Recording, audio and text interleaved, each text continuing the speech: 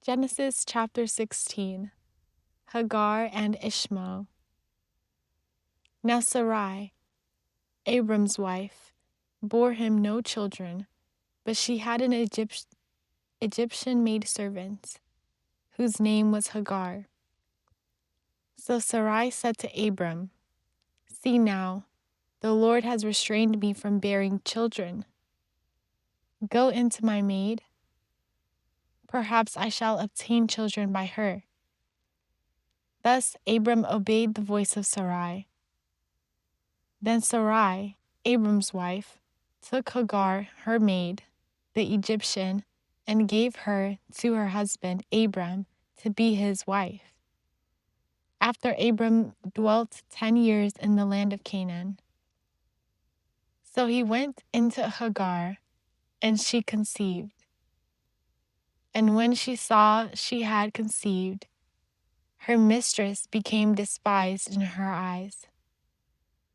Then Sarai said to Abram, "My wrong be upon you. I gave my maid into your embrace. And when she saw she had conceived, I became despised in her eyes. May God judge between you and me." Thus Abram said to Sarai, "Indeed, your maid is in your hand. Do with her as you please." So when Sarai dealt harshly with her, she fled from her presence. Now the angel of the Lord found her by a spring of water in the wilderness, by a spring on the way to Shur. Then he said, "Hagar, Sarai's maid, where have you come from, and where are you going?" She replied, "I am fleeing from the presence of my mistress Sarai." The angel of the Lord then said to her, "Return to your mistress, and humble yourself under her hand." Again, the angel of the Lord said to her, "I will surely multiply your seed exceedingly, that it may not be counted because of its multitude." Once again, the angel of the Lord said to her, "Behold, you are with child, and you shall bear a son. You shall call his name Ishmael, for the Lord has taken notice of your humiliation. He shall be a rustic man, and his hands shall be against every man, and every man's hands against him. He shall dwell in the presence of all his brethren." Then Hagar called the name of the Lord who spoke to her, "You are the God who sees me." For she said, "I have seen the one who appeared to me face to face." Therefore she called the well of him I saw before me. Observe, it is between Kadesh and Bered. So Hagar bore Abram a son, and Abram named his son whom Hagar bore Ishmael. Now Abram was 86 years old when Hagar bore Ishmael to Abram.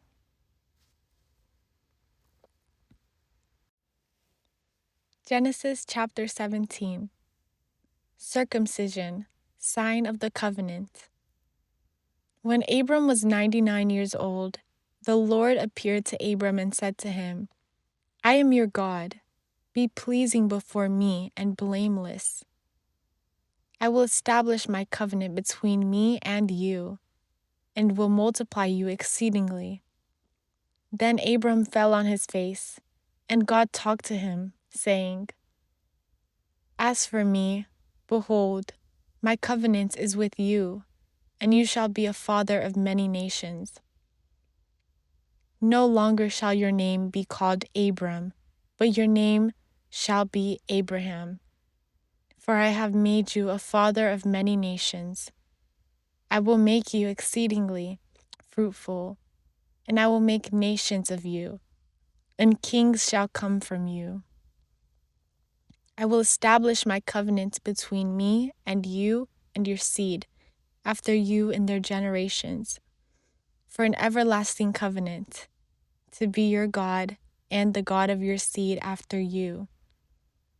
Also, I will give you and your seed after you the land you are occupying as a sojourner, all the land of Canaan, as an everlasting possession, and I will be their God."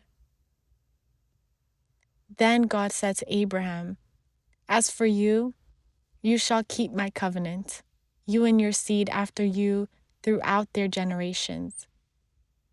This is the covenant you shall keep between me and you and your seed after you throughout their generations. Every male child among you shall be circumcised, and you shall be circumcised in the flesh of your foreskin. It shall be a sign of the covenant between me and you. A child of 8 days old shall be circumcised by you, every male child throughout your genealogy. He who is born in your house or brought with money from a foreigner, not of your seed. He who is born in your house and he who is brought with your money must be circumcised, and my covenant shall be in your flesh for an everlasting covenant. And the uncircumcised male child, who is not circumcised in the flesh of his foreskin, on the 8th day, that soul shall be cut off from his people, for he has broken my covenant." Then God asked Abraham, "As for Sarai your wife, you shall not call her name Sarai, but Sarah shall be her name. And I will bless her, and also give you a son by her, and I will bless him, and he shall become nations, and kings of peoples shall be from him." Then Abraham fell on his face and laughed, and said in his mind, "Shall a child be born to a man who is 100 years old? And shall Sarah, who is 90 years old, bear a child?" And Abraham said to God, "Oh, that Ishmael might live before you." Then God said, "No, Sarah your wife shall bear you a son, and you shall call his name Isaac. And I will establish my covenant with him for an everlasting covenant, and with his seed after him. As for Ishmael, I have heard you. Behold, I have blessed him, and will increase and multiply him exceedingly. He shall beget 12 nations, and I will make him a great nation. But my covenant I will establish with Isaac, whom Sarah shall bear to you at this time next year." So God finished talking with Abraham and departed from him.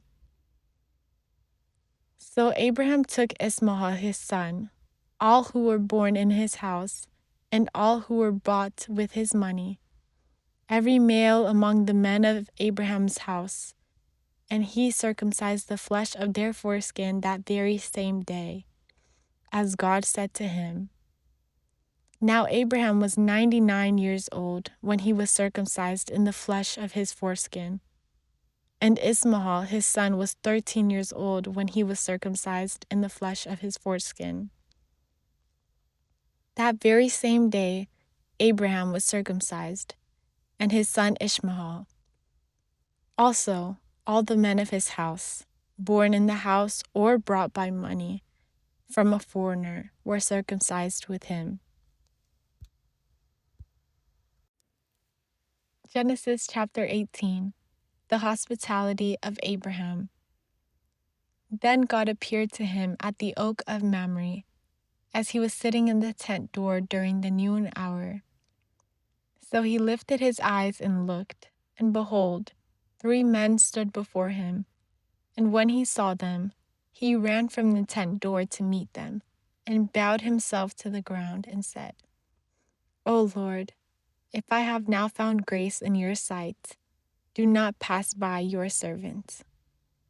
Let water be brought, and let them wash your feet, while you cool yourselves under the tree. And I will bring bread for you to eat. After that, you may pass by. Inasmuch as you have come to your servant." They said, "Do as you have said." So Abraham hurried into the tent to Sarah and said, "Quickly, make ready 3 meals. Make ready 3 measures of fine meal. Knead it and make cakes." Then Abraham ran to the herd, took a young calf, tender and good, gave it to his servant, and he hastened to prepare it. He also took butter and milk, and the calf he prepared, and set it before them. And he stood by them under the tree as they ate. Promise of a son. Then he said to him, "Where is Sarah your wife?" He replied, "Here in the tent." Again he said, "I will certainly return to you according to the time of life. And behold, Sarah your wife shall have a son." Sarah was listening in the tent door behind him. Now Abraham and Sarah were old, well advanced in age, and Sarah had passed the age of childbearing. Therefore Sarah laughed within herself, saying, "I have not yet had a child until now, and my Lord is old also." Then the Lord said to Abraham, "Why did Sarah laugh within herself, saying, 'Shall I surely bear a child since I am old?' Is anything impossible with God? At the appointed time I will return to you, according to the time of life, and Sarah shall have a son." But Sarah denied she had laughed, for she was afraid, saying, "I did not laugh." But he said, "No, but you did laugh." Abraham intercedes for Sodom. Then the men rose from there and looked towards Sodom and Gomorrah, and Abraham went along and escorted them on their journey. Then the Lord said, "Shall I hide from Abraham, my servant? What am I about to do? But Abraham shall surely become a great and populous nation, and in him all the nations of the earth shall be blessed. For I know he will order his sons and his house after him. They will keep the way of the Lord, to do righteousness and judgment, that the Lord may bring upon Abraham what he has spoken to him." Then the Lord said, "The outcry against Sodom and Gomorrah has been completed, and their sins are exceedingly great. Therefore, I will go down now and see whether or not they are carrying out the outcry coming to me concerning them." Then the men turned away from there and went toward Sodom. But Abraham remained before the Lord. So Abraham drew near and said, "Would you also destroy the righteous with the ungodly? Suppose there were 50 righteous within the city. Would you also destroy the place and not spare it for the 50 righteous in it? Far be it from you to do such a thing as this, to slay the righteous with the wicked, that the righteous should be as the wicked. Far be it from you. Shall not the judge of all the earth do right?" Then the Lord said, "If I find in Sodom 50 righteous within the city, then I will spare all the place for their sakes." So Abraham answered and said, "Indeed now, I who am but dust and ashes have taken it upon myself to speak to the Lord. But suppose there were 5 less than 50 righteous. Would you destroy all the city for the lack of 5? He replied, "If I find there 45, I will not destroy it." Again he spoke to him and said, "But suppose there should be 40 found there." So he said, "I would not destroy it for the sake of 40. Then he said, "Let not the Lord be offended, and I will speak. Suppose 30 should be found there." So he said, I would not destroy it if I should find 30 there. Again he said, Since I have permission to speak to the Lord, suppose 20 should be found there. So he said, I would not destroy it for the sake of 20. Then he said, Let not the Lord be offended, and I will speak but once more. Suppose 10 should be found there. So he said, I would not destroy it for the sake of the 10. So the Lord went his way as soon as he finished speaking with Abraham, and Abraham returned to his place. Genesis chapter 19. The wickedness of Sodom. Now the two angels came to Sodom in the evening, and Lot was sitting in the gate of Sodom. So when he saw them, he rose to meet them, and bowed with his face toward the ground. Then he said, Behold, my lords, turn into your servants' house, and rest and wash your feet. Then you may rise early and go on your way. But they said, No, but we will spend the night in the open square. But he insisted strongly. So they turned into him and entered his house. Then he made them a feast, and baked unleavened bread, and they ate. Now before they went to sleep, the men of the city, the Sodomites, both old and young, all the people from every quarter, surrounded the house. Thus they called to Lot and said to him, Where are the men who came to you tonight? Bring them out to us, that we may have relations with them. But Lot went out to them through the doorway, shut the door behind him, and said, By no means, my brethren, do not act wickedly.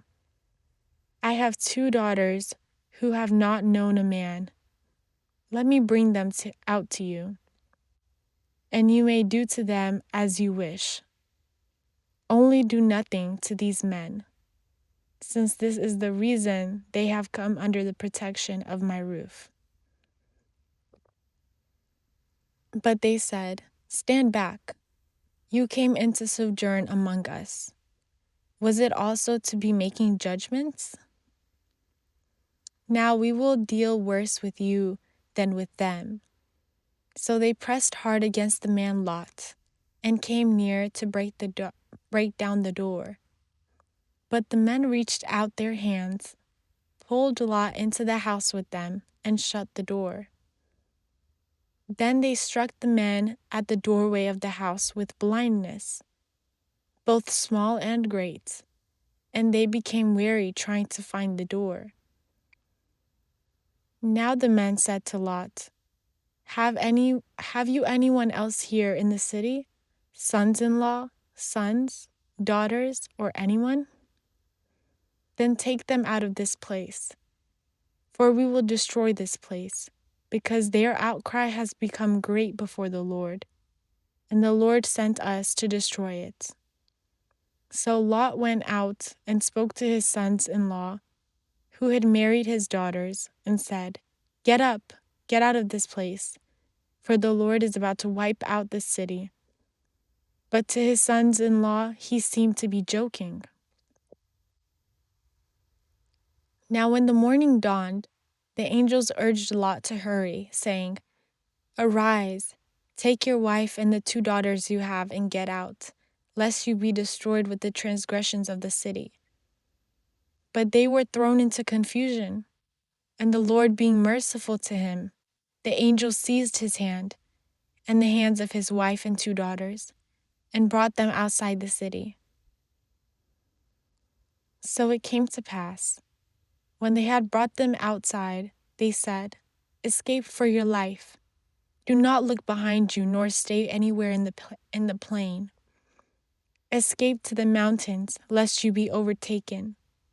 Then Lot said to them, I pray, O Lord, since your servant found mercy in your sight, and you magnified your righteousness, which you showed me by saving my life. Nevertheless, I cannot escape to the mountains, lest some evil overtake me and I die. See now, this city, which is small, is near enough to flee for refuge, and I shall escape there. Is it not a little one, and my soul shall live?" And he said to him, "See, I have acquiesced to you on this matter also, in that I will not overthrow the city, concerning which you have spoken. Therefore, hurry to escape there, for I cannot do anything until you arrive there." For this reason he called the name of that city Zor. Now the sun rose upon the earth when Lot entered Zor. Then the Lord rained brimstone and fire on Sodom and Gomorrah from the Lord out of heaven. Thus he overthrew those cities, all the plain, all the inhabitants of the cities, and whatever grew on the ground. But his wife looked back behind him, and she became a pillar of salt. Then Abraham rose early in the morning and went to the place where he had stood before the Lord. Then he looked towards Sodom and Gomorrah, and towards all the land of the plain. And he saw, and behold, a flame was ascending from the land, like the smoke of a furnace. So it came to pass, when God wiped out all of the cities of the plain, that God remembered Abraham, and sent Lot out of the midst of the destruction, when the Lord overthrew the cities where Lot had dwelt. The sons of Lot. Then Lot, with his 2 daughters, went up from Zor and settled in the mountains, for he was afraid to dwell in Zor, and he dwelt in a cave with his 2 daughters. Now the firstborn said to the younger, "Our father is old, and there is no man on the earth to come in to us, as is the custom of all the earth. Come, let us make our father drink wine, and we will lie with him, and that we may raise up seed from our father." So they made their father drink wine that night, and the elder went in and lay with her father. And he did not know when she lay down or when she arose. It happened on the next day. The elder said to the younger, "Indeed, I slept with our father last night. Let us make him drink wine tonight also, and you go in and lie with him, that we may raise up seed from our father." So they made their father drink wine that night also, and the younger went in and slept with him. But he did not know when she lay down or when she arose. Thus both the daughters of Lot conceived by their father. Then the elder bore a son and called his name Moab, saying, "He is from my father." He is the father of the Moabites to this present day. Now the younger also bore a son, and called his name Ammon, saying, "The son of my family." He is the father of the Ammonites to this present day.